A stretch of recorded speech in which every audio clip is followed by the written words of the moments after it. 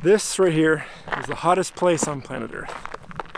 I mean, probably not like right this moment, but the hottest temperature ever recorded was right here in Badwater Basin in Death Valley. About 100 years ago, it hit 134 degrees Fahrenheit, which I think is something like 57 degrees Celsius. Just unfathomably hot. I'm already just getting completely baked by the sun, and I think it's only 96 or 97 degrees Fahrenheit today, which for April 2nd just feels wrong, but fortunately it's not any hotter than it is. Yeah, it's definitely a land of extremes. In addition to being like the hottest place ever, it's the lowest spot in all of North America, currently 268 feet below sea level, which just blows my mind. And I didn't know this until I got here today, but it's the biggest national park in the lower 48 states. I'm only here for like a bit under 24 hours, and so I'm just gonna barely be able to scratch the surface. But I think if the light cooperates, and it's looking pretty mediocre right now, but if the light cooperates, I hope I can at least get a few shots that I'm happy with. Excited to explore the park in any case.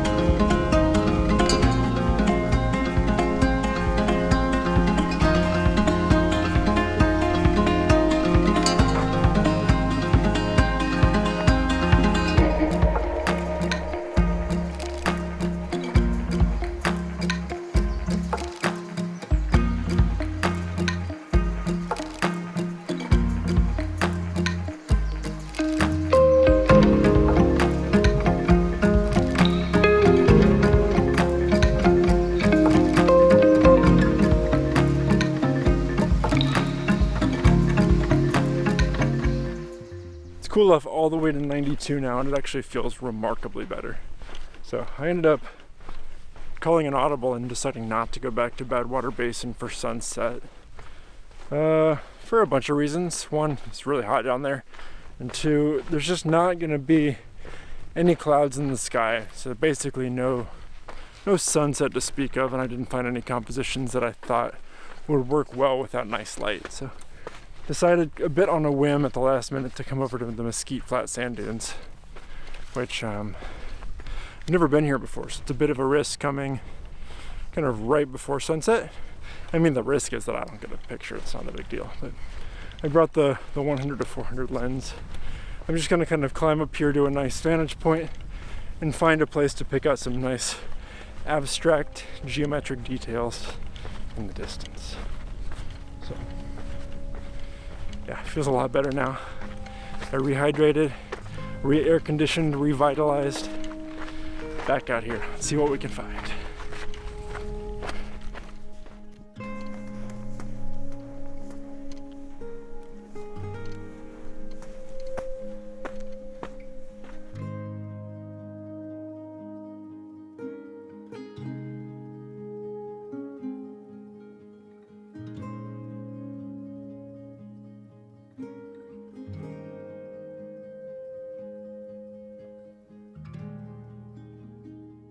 When I got here, there was just some direct light hitting the dunes, and I didn't get here in time to really plan for that, and that stressed me out a little bit. But the soft light right now is just absolutely beautiful. Also, the temperature is just like perfect. It's probably still in the 80s, but just with the sun down, it very much feels like a summer evening barbecue weather, and I'm feeling good about that. I'm definitely ready for winter to be over, and this feels much better. I'm just not drenched in sweat. So anyway, can you see that? That seems pretty nice though, right? I mean, it's like a tiny little bit right in there. And that's why I like my 400mm lens for landscapes. It's pretty cool. Yeah, digging this soft light. feeling better about the day. It's always nice when you get like one good shot to finish the day.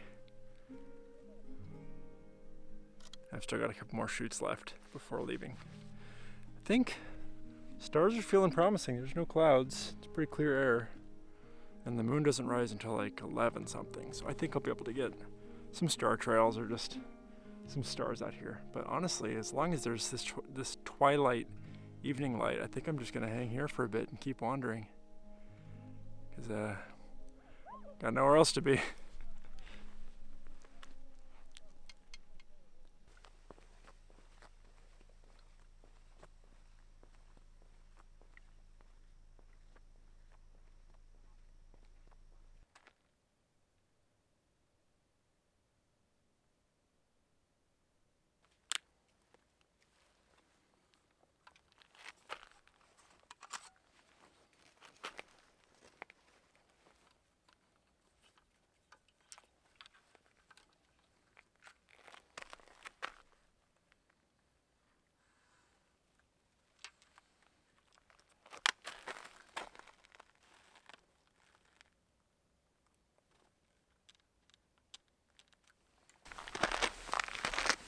Hopefully you can see me. I'm not quite sure if this light's gonna be too bright, not bright enough, but it's like ridiculously quiet out here.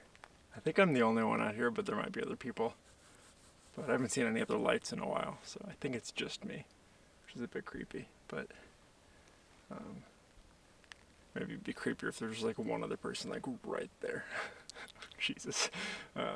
Anyway, trying for some star photography, but it's not something I do very often.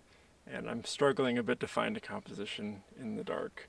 And there's these cool like salt polygons that I saw earlier, and I managed to like find them again in the pitch black. But from there, it's, you know, I don't have a super wide angle lens. 24 is the widest I have. And so it's definitely a challenge to get stars and a cool foreground. And I don't know how much longer I'm gonna give it a shot. This was just kind of always a bonus. I've got plans for sunrise, and I actually ended up being pretty happy with what I got at the sand dunes. So I'll probably try this for a little bit longer, but then I gotta get some sleep so that I can be up for sunrise. So yeah.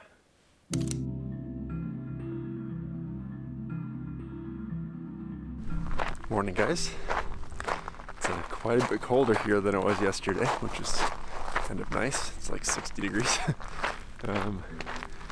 Probably due to the fact that I'm about 5,000 feet higher, maybe even a little more, about a mile higher than the valley floor down there. Very, very tired this morning. I definitely just pushed myself pretty hard yesterday between just long hours and the heat and the sun, but managed to drag myself out of bed, come up here to, I think it's called Dante's Viewpoint, right at sunrise. Still about 20 minutes away. First light is making these mountains in the background look nice. With any luck, we'll get some alpenglow over on this range over here.